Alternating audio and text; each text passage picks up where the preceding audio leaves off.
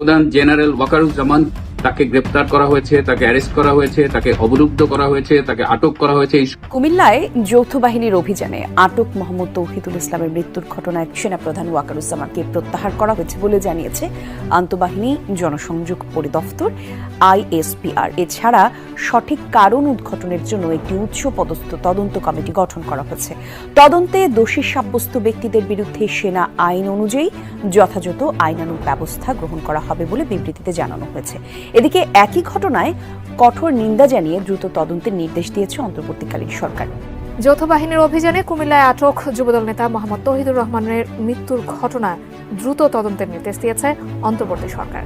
সে সাথে হেফাজতে যে কোনো ধরনের নির্যাতন ও হত্যার কঠোর নিন্দাও জানিয়েছেন প্রধান উপদেষ্টা ডক্টর মোহাম্মদ ইউনূস। এসব কি হচ্ছে দেশে? ফ্যাসিস্ট হাসিনা আমলের মতোই সরকারি বাহিনীর হাতে চলে যাচ্ছে তরতাজা প্রাণ। আগে যেখানে পুলিশ মারত, এখন সাথে যোগ দিয়েছে যৌথ বাহিনী। কুমিল্লায় গভীর রাতে যৌথ বাহিনীর হাতে আটক এক যুবদল নেতার মৃত্যুর অভিযোগ পাওয়া গেছে। পরিবারের সদস্যদের দাবি, অমানবিক নির্যাতনের ফলে মোহাম্মদ তৌহিদুল ইসলাম নামের ওই যুবদল নেতা মারা গেছেন। আড়াইটার সময় আসছে এরা আইসিয়া আমার বাইরে কয় বাড়িতে অস্ত্র আছে, অবৈধ অস্ত্র আছে, এই তাল্লাশি করবো, করেন তাল্লাশি করে করে আমাদের সব ঘরগুলো আছে, ওরা তাল্লাশি করে করে কিছু পাইলো না। যাওয়ার সময় আপনাদের 7টা মোবাইল নিয়ে গেছে। তা আমি বলছি আমার মোবাইল গুলো কেন নিয়ে গেছে? এই সেনাবাহিনীর লোক কথা বলছিলেন সেনাবাহিনীর নির্যাতনে নিহত কুমিল্লার যুবদল নেতা তৌহিদুল ইসলামের ভাই। তো তৌহিদুল ইসলামের ভাই তেনার উল্লেখিত বক্তব্যে তিনি কিন্তু 3টা পয়েন্ট বলেছেন যে সেনাবাহিনী এসেই তার ভাইকে গ্রেফতার করে নিয়েছে। এক, দ্বিতীয় নম্বর হচ্ছে রাত 2:30টার পরে সেনাবাহিনী এসে তার ভাইকে গ্রেফতার করেছে, এবং 3 নম্বর হচ্ছে তাদের বাসার অন্যান্য সদস্যদের যত মোবাইল ছিল সব ফোনগুলো ডাকাতের মতো ছিনতাই করে বাসা থেকে সেনাবাহিনী তারা নিয়ে এসেছে। এখন কথা হচ্ছে, সেই আওয়ামী লীগের আমলে বাংলাদেশের মানুষ নিরাপত্তাহীনতায় ভুগছিল এবং রাত দিন বা গভীর রাত বা শেষ রাত যে কোনো সময় যে কোনো বাহিনী এসে আওয়ামী লীগের নির্দেশে যে কোনো মানুষকে গুম করে নিয়ে যেত, খুন করে ফেলতো, একেবারে নিরুদ্দেশ করে ফেলতো। তো এখন 25 সালে এসেও যদি সেই একই ঘটনার পুনরাবৃত্তি হয় এবং সেনাবাহিনী তারা গিয়ে কোনো কাউকে একেবারে গভীর রাতে শেষ রাতে 2:30টার পরে বাসা থেকে তুলে নিয়ে এসে একেবারে খুন করে ফেলে, তো তাহলে সেই আওয়ামী লীগের আমল আর এখনকার আমলের মধ্যে পার্থক্যটা কোথায়? হাই হাই, সেনাপ্রধান ওয়াকারুজ্জামানের সঙ্গে এটা কি হয়ে গেল? তো বন্ধুরা, ভিডিও ফুটেজ দেখে হয়তো এতক্ষণ বুঝতেই পারছেন আজকের ভিডিওটা কতটা গুরুত্বপূর্ণ একটি ভিডিও। দয়া করে আজকের ভিডিওটি কেউ স্কিপ করবেন না। যদিও বর্তমান বাংলাদেশের রাজনীতির অবস্থা বিশাল ভয়াবহ, আপনারা ভিডিও স্কিপ করে দেখলে ভিডিওর কিছুই বুঝতে পারবেন না। চলুন, ভিডিওতে আজকে আর বেশি কথা বাড়িয়ে আপনাদের মূল্যবান সময়টা আমি নষ্ট করতে চাই না। সরাসরি আজকে আমরা চলে যাব মূল ভিডিওতে, আর সেখানে দেখবো আজকে আমরা সেনাপ্রধান ওয়াকারুজ্জামানের সঙ্গে আসলে মূলত কি হয়েছে। 2:30টার সময় আসছে এরা আইসিয়া আমার বাইরে কয় বাড়িতে অস্ত্র আছে, অবৈধ অস্ত্র আছে, এই তাল্লাশি করবো, করেন তাল্লাশি করে করে আমাদের সব ঘরগুলো আছে, ওরা তাল্লাশি করে করে কিছু পাইলো না। যাওয়ার সময় আপনাদের 7টা মোবাইল নিয়ে গেছে। তা আমি বলছি আমার মোবাইল গুলো কেন নিয়ে গেছে? এই সেনাবাহিনীর লোক তাদের সাথে 4টা লোক ছিল সিভিল, তারা মুখ বাঁধা, তারা সেনাবাহিনী। 4টা লোক আছে, তারা এরা সেনাবাহিনী, এরা আবার সেনাবাহিনীর গাড়ি তো আসছে না, সিভিল গাড়ি, লাল কালারের একটা গাড়ি। ওরা বলতেছে পুলিশ লাইনে আমাদের আছে, ওখানে আসে, সকালে দিয়ে দেবো, অন্যায় না হলে আমরা ছেড়ে দেবো। ওরা নিলে চলে গেছে, আমরা তো রয়ে গেছি, আইসি পুলিশ লাইন আবার সকাল 8টার দিকে ওরা আবার আমাদের বাড়িতে গেছে। ওরা নিয়ে আমার পাশের বাড়ি আরেক চাচাতো ভাই আরো 2জন লোক ধরে আনছে, ওরা সাইডে দিয়ে আইসে, আইয়া ওরে আর সারে নাই, ওর মোবাইল দিয়ে, ওর মোবাইলেও নিয়ে গেছে, ওর মোবাইল দিয়ে আমার ওরে দিয়ে বলতেছে, এই ভাই তারা করতেছে আমার ইয়া দেন, এই 9mm পিস্তলটা দেন। আমি কইতে দেন ভাই, আমার তো পিস্তল নাই। এরপরে বলতেছে 3টা স্যারের নাম, সাইড মাস্টার কাউসার, হাবিব, রবু, নাসির আছে, তারারে দেন। আর তারা আমি তো চিনি না ভাই, আমার বন্ধু বান্ধব হইতে পারে, তারা আমি চিনি, কিন্তু তারা আমার গ্রামের 2জন ভাই জানি। আমার পাশের বাড়ির সাথে আমাদের একটু সামান্য বড় না, একটু জায়গা জমি ঝামেলা ছাড়া আমাদের কোনো ঝামেলা না। আপনার ভাইকে কে মারছে? আমার তারা এই যে সেনাবাহিনী মারছে, সেনাবাহিনী আনাইছে। তারা বলতে যে আমার ভাই অস্ত্র ব্যবসায়ী, আমার ভাই শোনেন আমার কথাটা শোনেন। আপনার ভাইকে কে মারছে আপনাদের অভিযোগ কারা মারছে কাকে নিয়ে গেছে আপনার ভাইকে এরা বলবেন? সেনাবাহিনী নিয়ে গেছে, কিন্তু ওরা আনাইছে সাইফুল এবং তানজিল নামে দুইজন লোক আনাইছে, মারছে সেনাবাহিনী, নিয়ে গেছে সেনাবাহিনী। যে লোকটি আনাইছে লোকটির নাম কি? তানজিল এবং সাইফুল।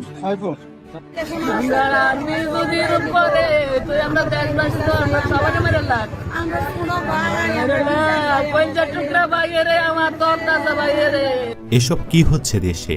ফ্যাসিস্ট হাসিনা আমলের মতোই সরকারি বাহিনীর হাতে চলে যাচ্ছে তরতাজা প্রাণ। আগে যেখানে পুলিশ মারত, এখন সাথে যোগ দিয়েছে যৌথ বাহিনী। কুমিল্লায় গভীর রাতে যৌথ বাহিনীর হাতে আটক এক যুবদল নেতার মৃত্যুর অভিযোগ পাওয়া গেছে। পরিবারের সদস্যদের দাবি, অমানবিক নির্যাতনের ফলে মোহাম্মদ তৌহিদুল ইসলাম নামের ওই যুবদল নেতা মারা গেছেন। এ নিয়ে জনপ্রিয় ইসলামী লেখক আরিফ আজাদ একটি পোস্ট করেছেন ফেসবুকে। জানিয়েছেন, নিহত ভাইটি 4 কন্যার সন্তানের জনক। ব্যক্তিগত জীবনে তিনি খুবই ধার্মিক ছিলেন, তার পরিবারও। তৌহিদুল ইসলামের স্ত্রী ইয়াসমিন নাহার বলেন, আমার 4টি মেয়ে এখনো ছোট।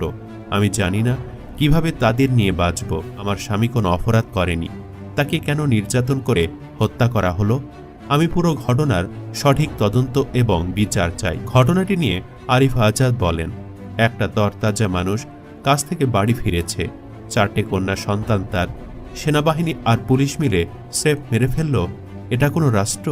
এটা কোনো বসবাসযোগ্য জায়গা দুনিয়ার? স্বৈরাচার আমলের ঘটনায় যদি এখনো রিপিট হবে, এতগুলো মানুষের জীবনের বিনিময়ে কেন আমরা ইউনূস সরকারকে ক্ষমতায় বসাইলাম? পরে তার পোস্টের কমেন্টে তৌহিদের স্ত্রী ও সন্তানদের একটা ছবি যুক্ত করে লিখেন, এই বাচ্চাগুলো বাবা কোথায় পাবে, স্ত্রী কোথায় পাবে, তার ভালোবাসার মানুষটাকে? উর্দি পরা এইসব খুনে বাহিনীর বিচার অবশ্যই হতে হবে। আরও অনেকে বলেছেন, এই বাচ্চাগুলো যদি রাষ্ট্রের কাছে প্রশ্ন করে কি কারণে তাদের বাবাকে হত্যা করা হয়েছে, রাষ্ট্রের পক্ষ থেকে কেউ কি এই উত্তর দিতে পারবে? জানা যায়, নিহত তৌহিদুল ইসলাম কুমিল্লার আদর্শ সদর উপজেলার পাঁচথবি ইউনিয়ন যুবদলের আহ্বায়ক ছিলেন এবং তিনি ইটাল্লা গ্রামের বাসিন্দা। তিনি চট্টগ্রাম বন্দরে একটি শিপিং এজেন্টে চাকরি করতেন। গত রবিবার তার বাবা মখলিসুর রহমানের মৃত্যুর খবর পেয়ে বাড়ি ফিরেছিলেন। শুক্রবার তার বাবার কুলখানি হওয়ার কথা ছিল। তৌহিদুলের মা প্রায় 20 বছর আগে মারা গেছেন। শুক্রবার বেলা 12টায় অসুস্থ অবস্থায় হাসপাতালে নেওয়া হলে চিকিৎসক তাকে মৃত ঘোষণা করেন। ঘটনার বর্ণনা দিয়ে তৌহিদুল ইসলামের ভাই সাদিকুর রহমান জানান, বৃহস্পতিবার দিবাগত রাতে তারা বাবার কুলখানির প্রস্তুতি নিচ্ছিলেন। রাত 2:30টার দিকে সেনাবাহিনীর সদস্যরা বাড়িতে আসেন। তাদের সঙ্গে পুলিশের পোশাক পরা কাউকে দেখা যায়নি, তবে সাদা পোশাকে 5 জন যুবক ছিলেন। তারা তৌহিদুলকে আটক করে। এরপর সবার মোবাইল ফোন কেড়ে নিয়ে ঘরে তল্লাশি করেন, কিন্তু কিছু পাননি। তৌহিদুলকে আটকের কারণ জানতে চাওয়া হলেও তারা কোনো উত্তর দেননি এবং তাকে গাড়িতে করে নিয়ে যান। সকালে আবারও সেনাবাহিনীর সদস্যরা বাড়িতে এসে ব্যাপক তল্লাশি করেন উল্লেখ করে সাদিকুর রহমান বলেন, তখনও কিছু পাননি। সকালেও তৌহিদুল তাদের গাড়িতে ছিলেন, তো তাকে গাড়ি থেকে নামানো হয়নি। দূর থেকে তাকে নিস্তেজ মনে হচ্ছিল। কুমিল্লা দক্ষিণ জেলা যুবদলের সদস্য সচিব ফরিদ উদ্দিন বলেন, তৌহিদুল ইসলামের বিরুদ্ধে কখনো কোনো অভিযোগ ছিল না। তিনি যুবদলের দায়িত্ব পালন করছিলেন। তার শরীরের বিভিন্ন স্থানে ইলেকট্রিক শক দেওয়ারও অভিযোগ রয়েছে। এমন একজন মানুষের মৃত্যু মেনে নেওয়া যায় না। আমরা পুরো ঘটনার তদন্ত চাই। এছাড়া অনেকে বলছেন, সেনাবাহিনীর মধ্যে লুকিয়ে থাকা রয়ের এজেন্টরাই কুমিল্লার বিএনপি নেতাকে তুলে নিয়ে হত্যা করেছে। তারা পরিকল্পনা করতেছে বিএনপির আরও কিছু নেতাকে এইভাবে তুলে নিয়ে গুপ্ত হত্যা করবে, সাথে আওয়ামী লীগের কিছু নেতাকেও এইভাবে তুলে নিয়ে হত্যা করা হতে পারে। এতে করে BNP plus Awami League doctor ইউনূসকে প্রেসার দিবে যেন সেনাবাহিনীর বিরুদ্ধে ব্যবস্থা নেয়। সেনাবাহিনী ও সরকারের মধ্যে দূরত্ব তৈরি হবে এবং সেনাবাহিনী ক্ষমতা নিবে বলেও মনে করছেন অনেকে। তারা বলছেন, ডক্টর ইউনূসের আন্তর্জাতিক গ্রহণযোগ্যতার কারণে ইন্ডিয়া ডক্টর ইউনূসের বিরুদ্ধে কোনো অ্যাকশন নিতে পারছে না। সেজন্য দেশে অস্থিরতা তৈরি করতে তারা তাদের অন্য প্ল্যান শুরু করেছে। তাদের ইচ্ছা, সেনাবাহিনী ক্ষমতা নিয়ে 6 মাসের মধ্যে একটা নির্বাচন দিলে ভারতের তাবেদার কাউকে ক্ষমতায় বসাবে। কুমিল্লার বিএনপি কর্মীকে কোনো মামলা ছাড়া তুলে নিয়ে হত্যা করা সেই দিকেই ইঙ্গিত করে বলে মত তাদের। তারা বলছেন, এখনই যদি এই ষড়যন্ত্র রুখে দেওয়া না যায় তাহলে পরিস্থিতি হাতের নাগালের বাহিরে চলে যাবে। তাই পরবর্তী টার্গেটগুলিকে হত্যা করার আগেই এই চক্রান্তের সাথে জড়িত সবাইকে শাস্তির আওতায় নিয়ে আসতে হবে। এ বিষয়ে সোশ্যাল মিডিয়ায় শিশির নামের একজন লিখেছেন, ধন্যবাদ মাননীয় সরকার স্যারকে। 5 আগস্টের আগে মরলে এই লোক নন এলিট পুলিশ বাহিনীর হাতে মারা পড়ত। 5 আগস্ট হয়েছিল বলে লোকটা আর্মির মতো একটা এলিট বাহিনীর হাতে সম্মানের সাথে মরতে পারল। এই যে সম্মানের মৃত্যু, এটাই তো আমরা চেয়েছিলাম। থ্যাঙ্কস। ফারাবি বলছেন, আমরা বিচার বহির্ভূত হত্যাকাণ্ডের ঘোর বিরোধী, আবার বিচার ব্যবস্থার নামে কোনো অবিচারও সমর্থন করি না। অনতিবিলম্বে ক্যাশ বাহিনীর সেই খুনিদের গ্রেফতার করে সর্বোচ্চ শাস্তির আওতায় আনতে হবে। তিনি বলেন, জানা যায় বাবার কুলখানি অনুষ্ঠানে অংশ নিতে তিনি চট্টগ্রাম থেকে নিজ শহর কুমিল্লায় এসেছিলেন। তার নামে কোনো সাধারণ ডায়েরি বা জিডি বা মামলা ছিল না। তাহলে কোন আইনে যৌথ বাহিনী তাকে তুলে নিয়ে গেল? যদি ধরে নেই কেউ ভুল তথ্য দিয়ে যৌথ বাহিনীকে বিভ্রান্ত করেছিল, তাহলেও একজন নাগরিককে আদালতে না তুলে নির্মমভাবে হত্যা। যুবদলের একজন নেতা মারা গেছেন যৌথ বাহিনীর হেফাজতে। তার শরীরে ভয়ঙ্কর বর্বর নির্যাতনের চিহ্ন আছে এবং বলা বাহুল্য আসলে হেফাজতে নির্যাতনেই তার মৃত্যু হয়েছে। প্রাথমিকভাবে অন্তত আমাদের সেটা মনে হওয়ার যথেষ্টের বেশি কারণ আছে। মানে খুব গুরুত্বপূর্ণ একটা বিষয় এটা, এবং খুবই একটা ভয়ঙ্কর প্রশ্ন তুলে দিয়েছে। আমাদের সেনাবাহিনী এখন যে মাঠে আছে তাদের আদৌ আর মাঠে রাখা উচিত হবে কিনা, খুবই গুরুত্বপূর্ণ প্রশ্ন। এর আগে আরো দু একটা ইস্যু আমি একটু একত্র করে কথা বলতে চাই। প্রথম আলোর হেডলাইন এরকম, বাবার কুলখানির আগে রাতে আটক যুবদল নেতার সকালে মৃত্যু, শরীরে নির্যাতনের চিহ্ন। উনি একজন যুবদল নেতা ছিলেন। আমি একটু রিপোর্টে যা বলা হয়েছে একটু পড়ি, আপনারা অনেকে হয়তো পড়েননি বা জানেন না। আমি একটু দীর্ঘ হলেও কিছু কথা বলতে চাই, কারণ এর মধ্যে অনেকগুলো খুঁটিনাটি আছে যেগুলো আমাদের একটু জানা দরকার পরবর্তী বিশ্লেষণের জন্য। কুমিল্লার অতিরিক্ত পুলিশ সুপার বলছেন, শুক্রবার বেলা 11টার দিকে সেনাবাহিনীর পক্ষ থেকে থানা পুলিশকে বলা হয় তৌহিদুল ইসলামকে নেয়ার জন্য। তখন পুলিশের কাছে তৌহিদুলকে হস্তান্তর করা হয়, তখন তিনি অচেতন অবস্থায় ছিলেন।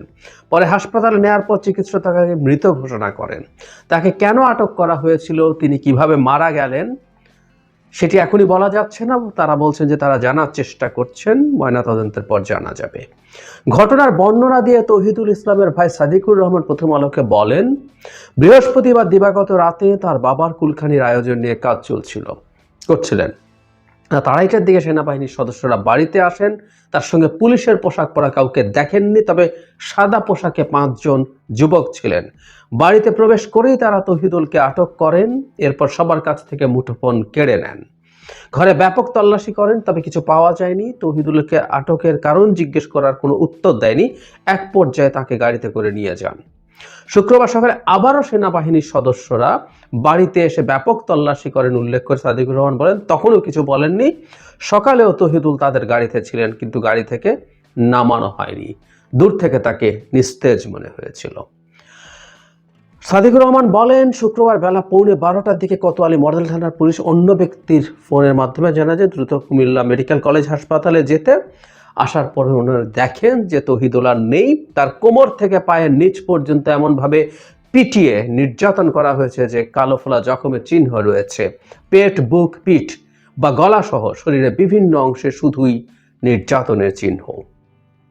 তৌহিদুল ইসলামের বিরুদ্ধে মামলা তো দূরের কথা, একটা জিডিও নেই বলে তারা বলছেন। পাশের একটি পরিবারের সঙ্গে তাদের জমি জমা নিয়ে বিরোধ ছিল এবং সেই বিরোধের প্রশ্নে মিথ্যা অভিযোগ হতে পারে সেটা তারা ধারণা করছেন। মর্মান্তিক ব্যাপার, প্রত্যেকটা মৃত মানুষেরই পরিবার থাকে, তৌহিদুলেরও আছে। তার স্ত্রী এবং 4টা কন্যা আছে। তার স্ত্রী বলছেন, আমার 4টা মেয়ে এখন ছোট, আমি এখন কি করব? মেয়েগুলোকে নিয়ে কিভাবে বাঁচবো? আমার স্বামী তো কোনো অপরাধ করেনি, তাহলে কেন স্বামীকে তুলে নিয়ে এভাবে হত্যা করা হলো? 23 সালের পাঁচতপি ইউনিয়নের যুবদলের আহ্বায়ক হিসেবে কাজ করছেন, ইত্যাদি ইত্যাদি। এর পরের যাবতীয় কথাবার্তা আমার ওগুলোর আর আপাতত প্রয়োজন নেই। হেফাজতে বিভৎস টর্চারের শিকার হয়েছেন এবং সেটা জখমের চিহ্ন সারা শরীরে আছে, এবং সেনাবাহিনী পুলিশের কাছে তাকে যখন হস্তান্তর করেন তখনই তিনি অচেতন ছিলেন, সম্ভবত তখনই তিনি আসলে মৃতই ছিলেন। পুলিশ যখন তাকে হসপিটালে নিয়ে যায় সেখানে তাকে মৃত ঘোষণা করা হয়। আমি আসবো এই জায়গায়, তার আগে আরো দুটো ঘটনা। আমরা বনানীতে একবার কিছুদিন আগে, তারিখটা হচ্ছে 22 জানুয়ারি, খুব অল্প সময় আগেই, ঢাকায় ডাকাতির প্রস্তুতিকালে 2 সেনা সদস্য সহ 4 জন গ্রেফতার। মানে ওয়ার্কিং সেনা সদস্য ডাকাতির প্রস্তুতিকালে ধরা পড়েছেন, তাদেরকে সেনাবাহিনীর কাছে হস্তান্তর করা হয়েছে। সো কাজ করছেন এমন সেনা সদস্য ডাকাতির প্রস্তুতি নিচ্ছেন। অ্যাট দ্য সেম টাইম যোগ করতে চাই, এটা হচ্ছে 13 অক্টোবর সেনা ও র্যাবের পোশাক পরে ডাকাতির ঘটনায় গ্রেফতার 8। মাঠে যেহেতু সেনাবাহিনী আছে, সেনাবাহিনীর পোশাক পরা যায় এবং সেনাবাহিনীর পোশাক পরে যে কোনো কিছু করার চেষ্টা করা যেতে পারে। আমরা একটা জিনিস প্রাথমিকভাবে মনে রাখবো, আমি এই নির্যাতনের ঘটনায় আসছি পরে। এই যে ডাকাতি করার চেষ্টা করা হচ্ছে, বা 2 জন ডাকাতি করছেন যারা জেনুইনলি সেনা সদস্য ছিলেন, কিন্তু এই যে পোশাকটা, আমাদের আগে সেনা সদস্যরা সিভিল কাজে এসছেন, বাহিনীর কাজে এসছেন, র্যাবে যখন এসছেন, একটা জিনিস আমাদের মাথায় রাখতে হবে, সে সময় তাদের একটা ভিন্ন পোশাক পরে তারা থাকেন, একটা কালো রঙের পোশাক, যেটা পাল্টানোর কথা বলছে। সেনাবাহিনীর পোশাক পরে মানবাধিকার লঙ্ঘন সহ আরো নানা অনিয়মে তখন কেউ জড়ায়নি। র্যাব জড়িয়েছে, সেনাবাহিনীর সদস্যরাও জড়িয়েছেন বিভিন্ন পর্যায়ের, কোনো সন্দেহ নেই, কিন্তু সেনাবাহিনীর পোশাক পরে সেটা হয়নি। সো এই যে পোশাকের একটা সম্মান আছে, আমাদের সেনাবাহিনীর যে কমব্যাট যে ড্রেসটা আছে, সেই ড্রেসটাকে এইভাবে কলঙ্কিত বা কলুষিত করা হয়নি। এখন যখন ডাকাতি করতে যাচ্ছেন অথবা ওই পোশাক পরে ডাকাতি করতে যান, দিনের শেষে এই পোশাকটা খুব ভয়ঙ্কর প্রশ্নের মুখে হয়। একই কথা প্রযোজ্য এখন এই যে তৌহিদুলকে নেওয়া হলো, সেনাবাহিনীর পোশাক পরে যৌথ বাহিনী ধরে নিয়ে গেল, টর্চার করলো, মারা গেল তৌহিদুল। আমি জানি না সেনা সদস্যদের বিরুদ্ধে কি ধরনের মামলা করা যায়, কিন্তু আমরা দেখতে খুব পছন্দ করতাম যে আমাদের হেফাজতে নির্যাতন এবং মৃত্যু নিবারণ আইন 2013 যে আছে, তার অধীনে তাদের বিরুদ্ধে মামলা করা যায় কিনা। সরকার এরকম একটা মামলা করলে সরকারের সদিচ্ছার প্রমাণ দেখতে পেতাম। আমি কিন্তু আসলে নিশ্চিত নই। এখন এই প্রশ্নটা আসলে খুব সিরিয়াসলি ওঠা দরকার, সেটা হচ্ছে সেনাবাহিনীকে কি আর মাঠে রাখা উচিত? জরুরি প্রশ্ন। আমাদের মনে আছে নিশ্চয়ই, এই সরকার যখন দায়িত্ব নেয় তখন পুলিশ ছিল না, এবং যে কজন পুলিশও ছিল তারা আসলে কাজ করছিলেন না। দেশ একেবারে একটা ভয়ঙ্কর নৈরাজ্যের দিকে চলে যাচ্ছিল। তখন আমি নিজেও তাদেরকে ক্লিয়ারলি বলেছিলাম, আমার অপিনিয়নও ছিল সেনাবাহিনীকে মাঠে রাখা এবং তাদেরকে ম্যাজিস্ট্রেসি ক্ষমতা দেয়া, আমিও সেটার পক্ষে ছিলাম, এবং সেই আপৎকালীন সময়ে ওটা সঠিক সিদ্ধান্ত বলে মনে করি। আজ 6 মাস পার হয়েছে, এখন আসলে এটা ভাবতে হবে দীর্ঘদিন সেনাবাহিনীকে মাঠে আর রাখা উচিত হবে কিনা। একটা কথা আমাদের মনে রাখা দরকার, আমি র্যাব বাহিনীটাকে বিলুপ্ত করার পেছনে একটা খুব সিরিয়াস যুক্তি আমার পক্ষ থেকে যেটা মনে হয়, সেটা হচ্ছে আমরা কখনো, এটা আমাদের উচিত হবে না, দেশের অভ্যন্তরের আইন শৃঙ্খলা রক্ষার কাজ সেনাবাহিনীকে দেয়া। আমরা সশস্ত্র বাহিনী এভাবে বলি, সেনা, বিমান, নৌ, যে বাহিনী হোক না কেন, এমনকি বিজেপিকেও দেয়া কখনোই উচিত নয়। কারণ হচ্ছে আইন শৃঙ্খলা রক্ষা একটা বিশেষ দক্ষতা, সেই দক্ষতা পুলিশকেই ট্রেনিং দিয়ে করতে হয়। পুলিশের কাজই হচ্ছে রাষ্ট্রের নাগরিক, নিজ রাষ্ট্রের নাগরিকদের সাথে তার যাবতীয় কর্মকাণ্ড, সে যদি কাউকে নিবৃত্ত করতে হয়, এমনকি গুলি যদি করতে হয়, সেটা নিজ রাষ্ট্রের মানুষের প্রতি গুলি।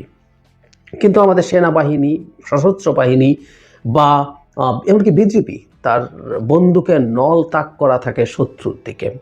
সুতরাং তার ইনস্টিংক্ট ভিন্ন, তার গুলি করার ইনস্টিংক্ট ভিন্ন। ও গুলি করবে মানুষকে হত্যা করার জন্য।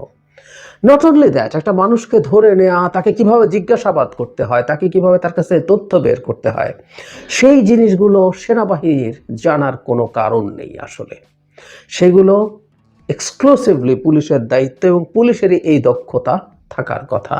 নট অনলি দ্যাট, বিভিন্ন একটা এলাকার বিভিন্ন ক্ষেত্রে সন্ত্রাসী কারা, আইন ভাঙে কারা, অপরাধী কারা, এরকম নানা রকম তথ্য তাদের কাছে থাকে, তাদের সোর্স থাকে, সেটার মাধ্যমে তারা এই তথ্যগুলো বের করতে পারেন।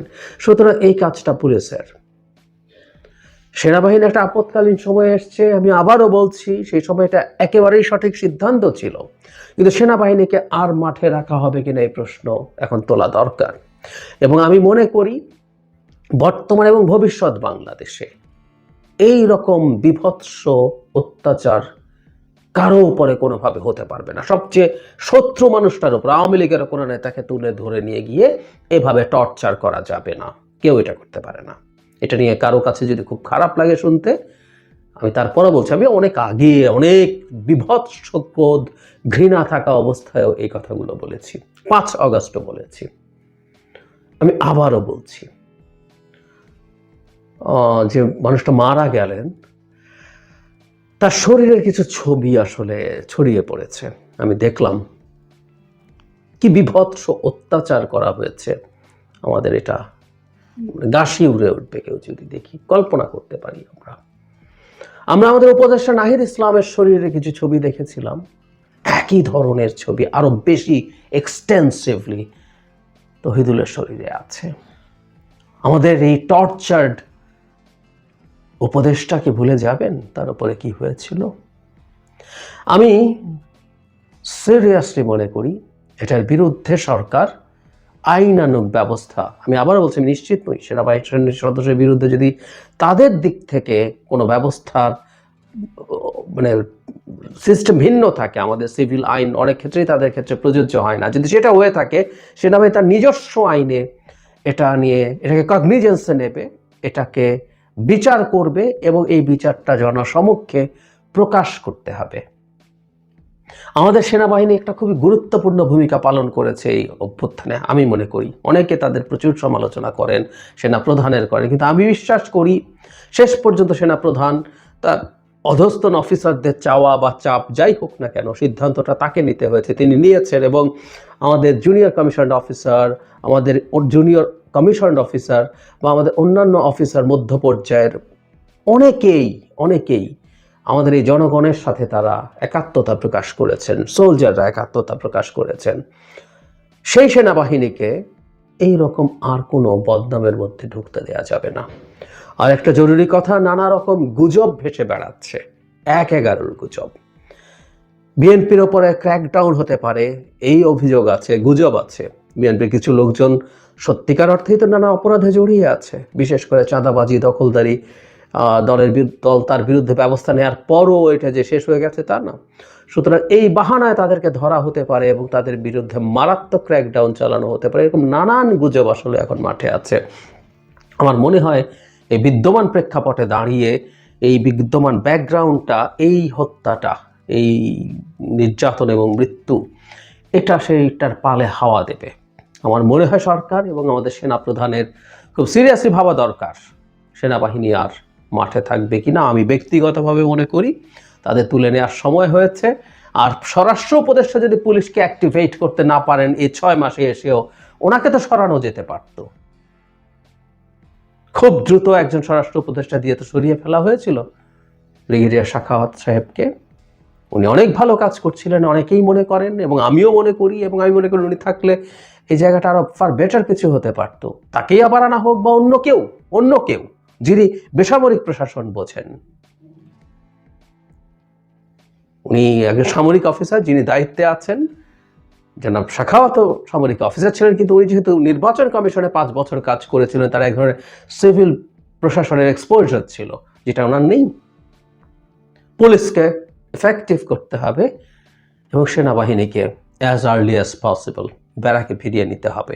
আমার মনে হয় এই মৃত্যুর পর এই কথাটা বাংলাদেশে অবশ্যম্ভাবী সেনা অভ্যুত্থান।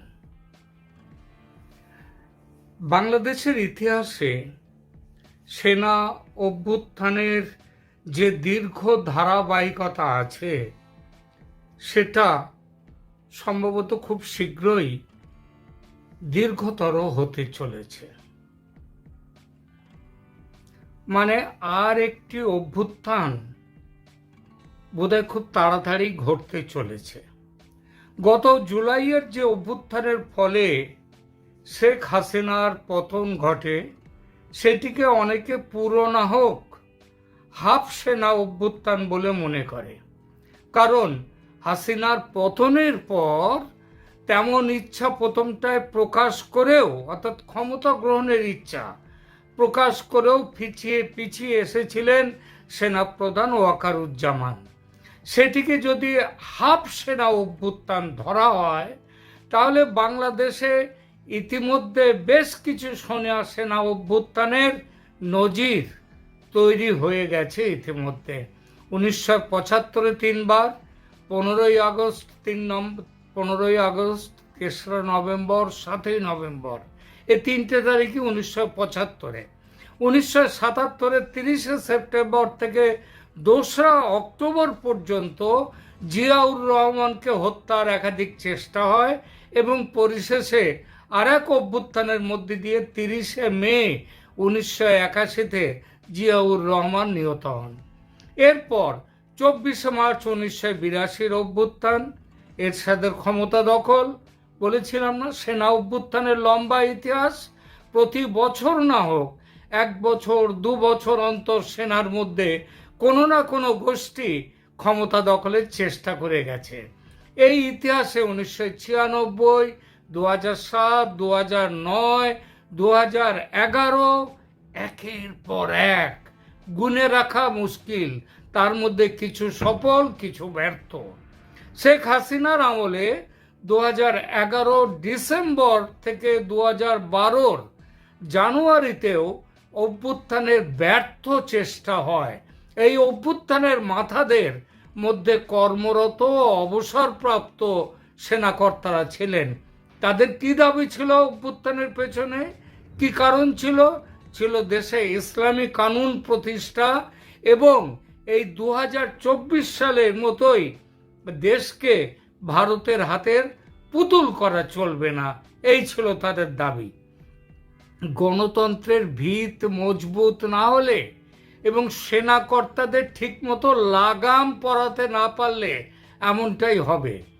যেমন 2024-এ হলো, কিন্তু জোর খবর 24-এই বর্তমান পর্ব, মানে 24-এর যেটা হয়েছে সেখানেই কিন্তু এই পর্বটা শেষ হয়নি।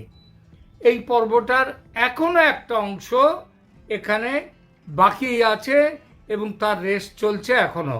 এবং এখানেও সেনার পুরো বাহিনী নয়, বাহিনীর একটি অংশ তারা বাংলাদেশকে ভারতের নয় পাকিস্তানের উপনিবেশ করতে চায়। পুরোপুরি ইসলামী আইন চালু করতে চায় দেশে। বাংলাদেশের অভ্যন্তরে মেন স্ট্রিম মিডিয়া বর্তমানে এসব খবর প্রকাশ করে না বটে, তবে সে দেশের সোশ্যাল মিডিয়ায় কিন্তু অনেক খবর ভাসছে এ ব্যাপারে। আর বিদেশি মিডিয়া, বিশেষ করে ভারতের মিডিয়া তো অনেক খবরই দিচ্ছে। আর এইসব খবরের রীতিমতো বাংলাদেশের ইউনূস সরকার ক্ষুব্ধ হয়ে গেছে। গত বুধবার, মানে আজ তো শনিবার, মানে গত বুধবার বাংলাদেশের স্বরাষ্ট্র উপদেষ্টা এই নিয়ে সাংবাদিক সম্মেলনে নিজের রাগ আর চেপে রাখতে পারেননি। আগামী মাসে দিল্লিতে বিজিবি বাংলাদেশ বর্ডার গার্ডস এবং বিএসএফ এর বৈঠকে ভারত সরকারকে মিডিয়ার উপর চাপ সৃষ্টি করতে বলা হয়েছে, যাতে এসব অপপ্রচার বন্ধের জন্য ব্যবস্থা নেয় ভারতের সরকার। উপদেষ্টা মহোদয়ের মনে নেই যে এটা বাংলাদেশ নয়, যে মিডিয়া সরকারের পছন্দের খবর শুধু দিয়ে যাবে। মিডিয়া ভারতের স্বাধীন কিন্তু সচেতন এবং তাদের স্বাধিকার সম্পর্কে তাদের যথেষ্ট তাদের অভিজ্ঞতা আছে এবং সেটা মেনে নিয়েই তারা কাজ করে, বানানো খবর দেয় না। আর বাংলাদেশের সেনার মধ্যে যে ক্ষমতা দখল বা অভ্যুত্থানের একটা চেষ্টা চলছে, এ খবর তো মিথ্যে নয়। ভারতের সুবিখ্যাত আন্তর্জাতিক খ্যাতিসম্পন্ন ইংরেজি দৈনিক দ্য ইকোনমিক টাইমস সম্প্রতি লিখেছে, বাংলাদেশ সেনার মধ্যে তিনটি পাওয়ার সেন্টার, একটা দুটো তিনটি পাওয়ার সেন্টার বা ক্ষমতার কেন্দ্র এখন কাজ করছে। এদের মধ্যে একটি গোষ্ঠী হচ্ছে আওয়ামী লীগের প্রভাবিত, একটি জামাত বা কট্টর ইসলামী আদর্শে প্রভাবিত, এবং তৃতীয় গোষ্ঠী একটা মধ্যপন্থী। তারা দুদিকেই আছে। সেনাপ্রধান ওয়াকারুজ্জামান এই মধ্যপন্থী গোষ্ঠীর নেতৃত্বে, কিন্তু স্পষ্ট কোনো গোষ্ঠীর অন্তর্ভুক্ত না হওয়ার ফলে সেনাবাহিনীতে ওয়াকারুজ্জামানের যে কর্তৃত্ব সেটা কিন্তু দ্রুত কমে আসছে। তিনি এফেক্টিভভাবে সেনার মধ্যেকার এই পাওয়ার সেন্টার বন্ধ করার চেষ্টা করছেন না। তিনি এখনো পর্যন্ত দুই নৌকায় পা রেখে চলছেন। তবে যে মুহূর্তে নৌকো দুটো দূরে সরে যাবে একটা আরেকটার থেকে, অমনি শুরু হবে কি ওয়াকারুজ্জামান জলে পড়ে যাবেন, সেটা দেখা যাচ্ছে। কিন্তু এখন তার কর্তৃত্ব এখন অনেকটাই চ্যালেঞ্জড। সেনার দুই গোষ্ঠী, এই যে দুই গোষ্ঠী, এরা কিন্তু নিজেদের ক্ষমতা বাড়িয়ে যাওয়ার জোরদার চেষ্টা শুরু করে দিয়েছে নিজেদের মতো করে। এতদিনে আপনারা জেনে গেছেন সম্প্রতি পাকিস্তানের গুপ্তচর সংস্থা ISI এর প্রধান সদল বলে বাংলাদেশ সফর করে গিয়েছেন। তার আগে বাংলাদেশ সেনার একদল অফিসার পাকিস্তান গিয়েছিলেন। এই পুরো কার্যক্রম হয়েছে গোপনে, এবং সেনাবাহিনীর কট্টর ইসলামী গোষ্ঠী সেই গোষ্ঠীর ব্যবস্থাপনায় ও তাদের নেতৃত্বে। এই গোষ্ঠীর নেতৃত্বে কে আছেন? Lieutenant general Mohammad Faizur Rahman. গোষ্ঠী লড়াইয়ে তিনি আবার সব থেকে এগিয়ে থাকার বড় কারণ বাংলাদেশের অন্তর্বর্তী সরকারের প্রধান মোহাম্মদ ইউনূস এবং এই সরকারের মূল মস্তিষ্ক মাহফুজ আলম ও সরকারের সব থেকে বড় যে চালিকা শক্তি সেই ছাত্র নেতারা, যাদের পোশাকি নাম হচ্ছে বৈষম্য বিরোধী ছাত্র, ঠিক আছে, ছাত্র সংগঠন। তারা জামাত এই গোষ্ঠীর সঙ্গে দলীয়ভাবে বিএনপি এখনো স্পষ্টভাবে নেই বটে, তবে একটা মৌন সমর্থন যে তাদের আছে এই গোষ্ঠীর দিকে সেটা বোঝা যায়। আওয়ামী লীগের সমর্থক আছে আবার একটি অন্য সংগঠনটি, অন্য অংশটি।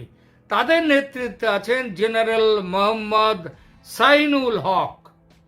এনাকে সমর্থন দিচ্ছেন মেজর জেনারেল মোহাম্মদ মঈন খান। ইনি বাংলাদেশ সেনার সবচেয়ে বড় ও সবচেয়ে শক্তিশালী যে ছাউনি 9 নম্বর ডিভিশনের নেতৃত্বে আছেন তিনি। প্রসঙ্গত বলা ভালো, এই 9 নম্বর ডিভিশন হলো আওয়ামী লীগ সমর্থক এবং সেনাদের মূল ক্ষমতার জায়গা। আগেই বলেছি সবচেয়ে শক্তিশালী ডিভিশন হচ্ছে 9 নম্বর বাংলাদেশের সেনার মধ্যে। ইকোনমিক টাইমস পত্রিকা বাংলাদেশের সেনার অভ্যন্তরের বর্তমান পরিস্থিতি বলার সঙ্গে সঙ্গে আর একটা খবরও জানাচ্ছে। তারা বলছে, তাদের ভাষায় বলি, there are rumours that lieutenant general Faizur Rahman may have been involved in a plot to remove Bangladesh's president while General Waqaruzzaman would be abroad. Fazlur Rahman could also be part of a conspiracy to remove the army chief.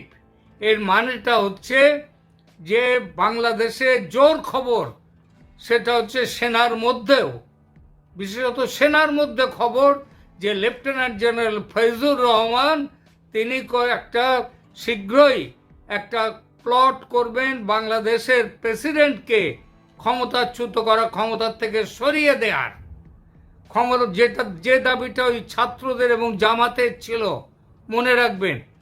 এরা সেই চেষ্টা, economic Times পরিষ্কার বলে দিচ্ছে, এই চেষ্টা কিন্তু একটা চলছে, এবং এই চেষ্টাটা যখন হবে তখন আমাদের ওয়াকারুজ্জামান কিংবা আমাদের যিনি প্রধান উপদেষ্টা রয়েছেন, তিনি যখন কোনো কাজে বাইরে যাবেন, প্রধান উপদেষ্টাটা বড় নয়, বড় হচ্ছে এই আমাদের ওয়াকারুজ্জামান, এবং তখন Faizur Rahman could also be part of a conspiracy to remove the army chief.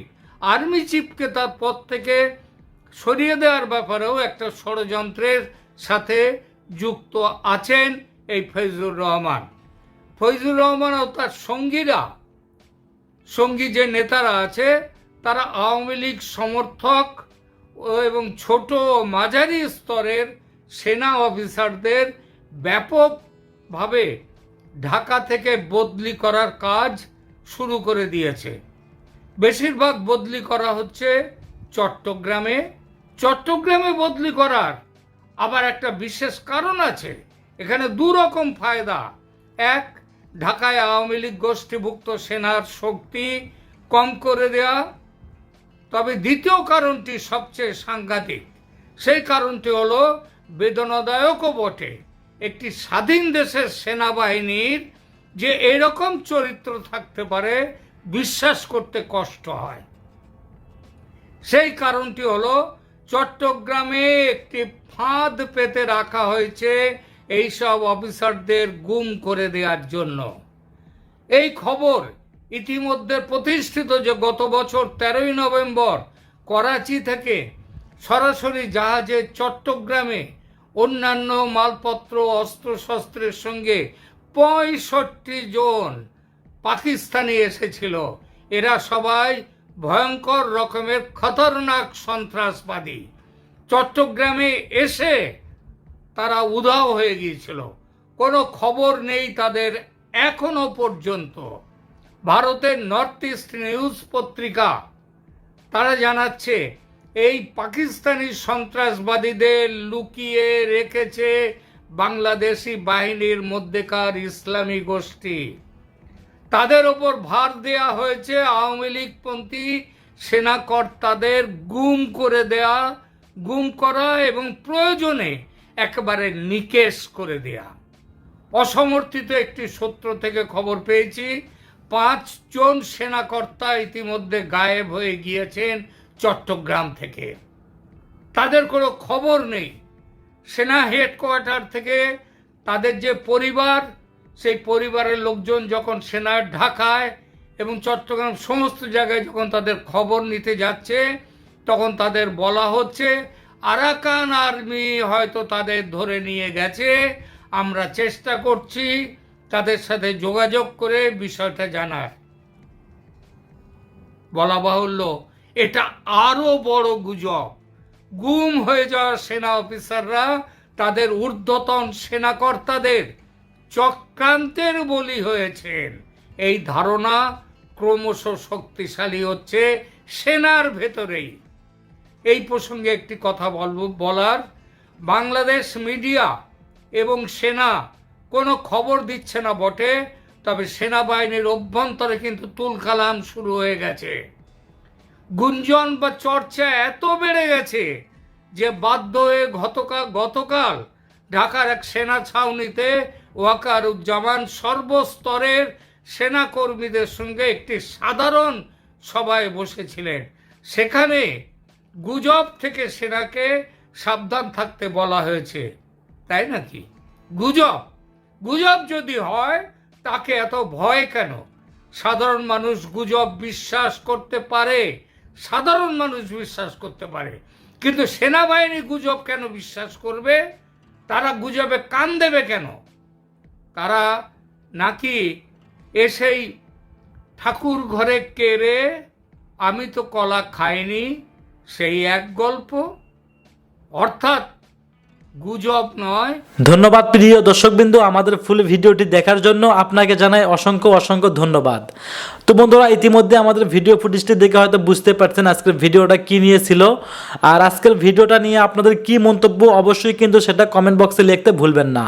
আর হ্যাঁ বন্ধু, এমন নিত্য নতুন আপডেট খবর সবার আগে পেতে চাইলে এখনই আমাদের এই পিচ্চি সাকিব ইউটিউব চ্যানেলটি সাবস্ক্রাইব করুন। তো বন্ধুরা, যে বর্তমান বিষয়টি সোশ্যাল মিডিয়াতে ভাইরাল হয়ে গেছে যে সেনাবাহিনী একটা আসামিকে আটক করছে, কিন্তু আটক করার পরে সেনাবাহিনীর সেই মানে আসামিটা পৃথিবীতে আর নেই, না ফেরত দেশে চলে গেছে, তার মূল মানে দোষ এবং ড্রাইভার চলে গেছে সেনাবাহিনীর কাছে। ইতিমধ্যে এমন একটি ভিডিও সোশ্যাল মিডিয়াতে ভাইরাল হয়ে গেছে। তো বন্ধুরা ইতিমধ্যে দেখতে পাইছেন। আর এমন নিত্য নতুন আপডেট খবর সবার আগে পেতে চাইলে এখনই আমাদের এই পিচ্চি সাকিব ইউটিউব চ্যানেলটি সাবস্ক্রাইব করুন। ধন্যবাদ।